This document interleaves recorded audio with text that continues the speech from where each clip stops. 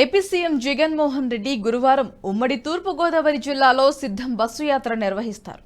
తనకు జాతీయ రహదారి మీదుగా సిద్ధాంతం బ్రిడ్జ్ నుంచి రావులపాలెం, జొన్నాడ సెంటర్, చెముడులంక, పొట్టిలంక చేరుకుంటారు. మధ్యాహ్నం 12:30 తూర్పుగోదావరి జిల్లా కడియపులంకలో భోజన విరామం తీసుకుంటారు. సాయంత్రం 4 గంటలకు బొమ్మూరు జంక్షన్ మీదుగా తాటితోట, దేవి చౌక్ సెంటర్, సీతంపేట్ మీదుగా దివాన్ చెరువు వద్దకు రోడ్ షో నిర్వహిస్తారు. రాత్రి 8:30 రాజానగరం సమీపంలో ఎస్టీ రాజాపురంలో సీఎం జగన్ బస చేస్తారు.